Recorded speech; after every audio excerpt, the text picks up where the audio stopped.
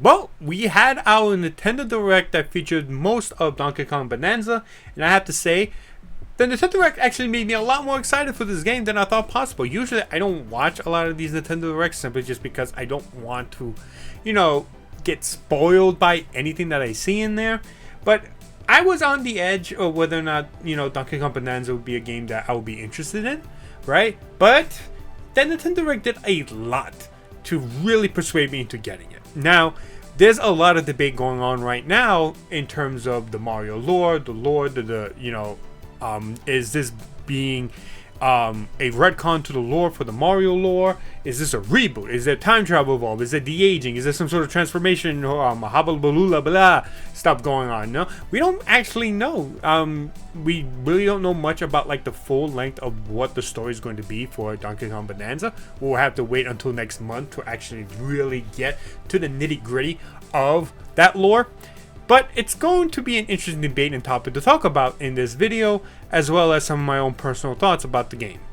So, a lot of people are debating about the lore of Donkey Kong Bonanza and how it sort of contradicts a lot of the other Mario games. Specifically, the old Mario game, I shouldn't say Mario game, Donkey Kong game from the 1980s, right? The original Donkey Kong, right?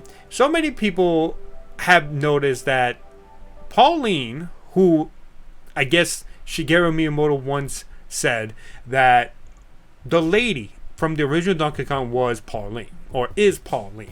That Pauline was Mario's first love interest, and then we kind of see that with Mario versus Donkey Kong, right? We see that happen where they have some sort of relationship. We even see some sort of lore from Super Mario Odyssey where she makes references to that that game where a monkey or gorilla, which we assume is Cranky Kong, which is also kind of like part of the lore that I think Rareware made during Donkey Kong Country, and that Nintendo ran with it, that Cranky Kong was the Donkey Kong in that original game, right? And now we're trying to really get down to exactly, is that all true, because now that we see that Pauline is in DK Bonanza, something is not vibing. Something doesn't make any sense. You know what I'm saying? It's like, why is Pauline here? Yet we also see Cranky Kong in the Nintendo Direct talking about his olden days of going after maidens and making references to the original Donkey Kong game. But Pauline is one of the main characters of this game. Something doesn't seem right. Something makes no sense. And a lot of people are trying to figure out if this is a retcon, a reboot, or Nintendo just changing everything about the Mario lore. To be fair, I do not believe Nintendo ever cared about the Mario lore as much as the fans have had for, since the 1980s. I don't think they care as much as fans do. Which, in general, you could kind of get that feeling because they kind of forced themselves to release a Legend of Zelda timeline after fans were asking and clamoring for some sort of timeline in regards to the Legend of Zelda series. Because, as we all know, when fans really are committed to looking and studying the lore of a video game franchise, they will find every single thing in each game to try to connect to the other games in some sort of way, to connect the lore. That is part of a fandom. It is a great part of fandom. I love, doing that kind of thing, like connecting the lore. I do that a lot in Resident Evil. I even do that a lot in Final Fantasy VII and all, its spin-off games. I love doing that. I enjoy the lore. Kingdom Hearts, like the lore there is insane. Like, unless you really played all the Kingdom Hearts, you're going to get confused about the lore in general. But the Mario lore, I think, never really was definitive in Nintendo's eyes. To us, the fans, there might be a definitive timeline that we followed and tried to connect each and every single Mario game, but to Nintendo, it probably wasn't a thing. And to also be fair, there's a lot of spin-offs of Mario that don't necessarily vibe with the rest of the timeline. So it's a little confusing, such as like, how can Mario exist in the same universe as Baby Mario and Baby Luigi? The time paradox in that situation. That being said, Nintendo has played around with time travel within the Mario series, so who knows what kind of kookiness they come up in regards to that kind of like lore stuff. But that's what I mean. You see why there's things that contradict it. There's things that doesn't make sense. There's things that do connect it to other games in the Mario lore, Mario canon. But there's nothing definitive that people can really latch onto that could really like give you a definitive timeline of the Mario games, which is why I'm thinking I don't like. There's a possibility that this game, DK Bananza, isn't following any sort of Mario lore, right? Or is not trying to connect to the original Donkey Kong game, despite Cranky Kong making references to it. I think it's just Nintendo just being Nintendo and just creating some sort of new game, new lore that they just, want to do, right? They're not following any sort of lore. They're just making a game because they want to. Now, would upset fans. Like, fans are upset if that would be the case, because fans really want to learn about the lore and try to connect things. It's part of being a fan of any sort of fandom, right? That being said, my personal opinion, and where I think DK Bananza at least fits in sort of like the Mario lore, the Mario aspect of, of the whole franchise, is that I think it's definitely a prequel to Super Mario Odyssey at least.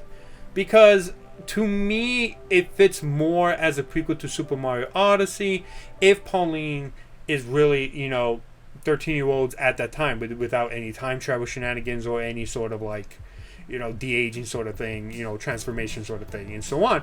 Because you can kind of see it being like the start of how New Donk City is being built. Donkey Kong essentially finds the ruins or finds these worlds, and then he eventually helps out Pauline in creating New Donk City that he is named after. And this would make sense that Pauline would likely name New Donk City after him because, if we go by what could happen in this game, he helped her, in some sort of way, helped her find a goal, helped her find some sort of wish, or helped her, fulfill her wish and dreams. And so she named the city after him and allowed her to have that wish, allowed her to have her dream come true with singing. So that's why I think at least DK Bananza could be a prequel to Super Mario Odyssey, at least. Now, in terms of the reference to the original Donkey Kong with Cranky Kong, there is some sort of like confusion in regards to it, because in the original Donkey Kong, the main character Mario, or Jumping Man, goes to save a female character by the name of Lady, right? At the time, we did not know who this lady was. Eventually, we find out from certain magazines, certain, I believe it was from Shigeru Miyamoto himself, that he confirmed that the lady is Pauline, right?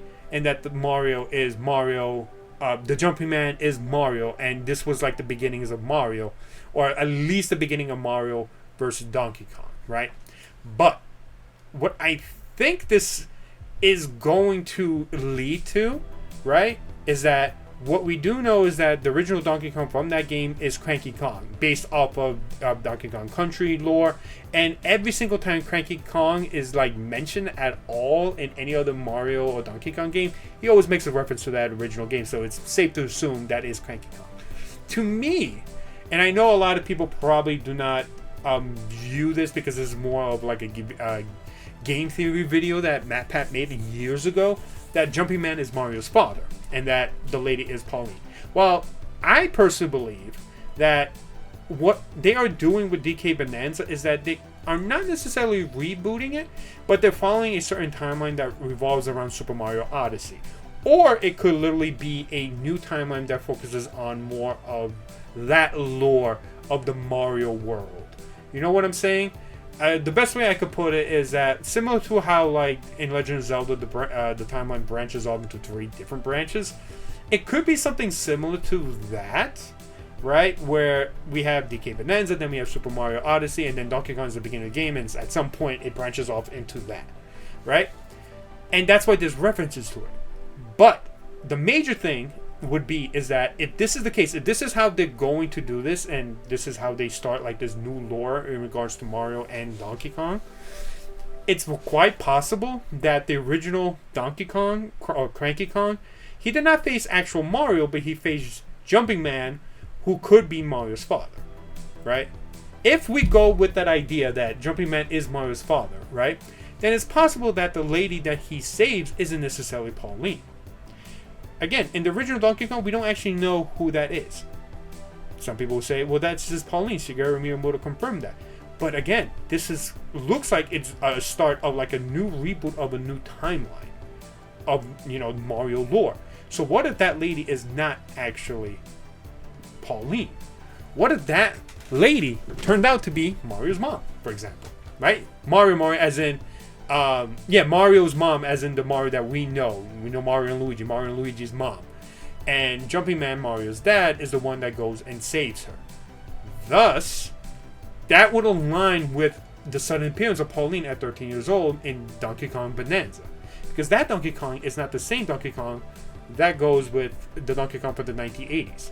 Jumping Man, Mario's father, saves Lady, who probably is Mario's mom, and eventually, generations later, you have Mario that goes into New Donk City for Super Mario Odyssey, and then we have Pauline, who ventures with Donkey Kong within the prequel that eventually creates New Donk City. And there are references, there are, things in Super Mario Odyssey where Pauline acts, in regards to Mario, like, do you remember us and all that stuff? Yes. Which is why it wouldn't make sense if, like, the original Donkey Kong would be Mario trying to save Pauline. It just wouldn't make sense. Now, it's possible that in DK Bananza, there could be something going on where maybe Pauline loses her memory, or just remembers that Voidco, who are a group of monkeys, right, are the ones that she remembers being captured by, right? If she remembers getting captured by them, not Donkey Kong. Donkey Kong is the one that saves her from them. That could be a reference to that, to the Voidco. Not necessarily Donkey Kong, but to Voidco, right? Because Donkey Kong doesn't have any interest in that. It's literally the interest that he's mostly interested in is bananas, right? Cranky Kong, he's an old man who chased maidens off like crazy. That could be canon in that, in the situation I explained before. So, this could be following that timeline. Jumping Man saves the lady, they get married, they have kids, Mario and Luigi. DK and Pauline are the start of a new Mario lore about DK himself and how he first started. That eventually leads to Super Mario Odyssey. It doesn't connect to Mario vs. Donkey Kong at all, or any other of the Mario lore. This is a set lore that they are following on one timeline. Maybe it's a huge reboot. That Mario vs. Donkey Kong game could just literally be a spin-off, similar to like Mario Kart, or even Mario Party, right? Where it doesn't have any sort of references or revelations to this timeline, this new rebooted timeline that they are trying. And I think that's what is going on with the new lore for Mario, right? So I think that is what is going on. Now, anything could change, anything could happen. We need to play the game in order to get a full understanding of like exactly what this lore is, right? I know my explanation may be a little confusing, but hopefully you followed it. But again, anything could happen, like timeline theories or de-aging theories, transformation theories, all that stuff. Like, all of that could still be possible because we don't know what the story is for DK Bananza. But I think this is where my perspective, my thought process is going and leading to. Where it's a new timeline that they are essentially rebooting for the Mario lore. Where every other game is either going to be a spin-off or maybe part of its own different timeline. Similar to like, the Legend of Zelda timeline.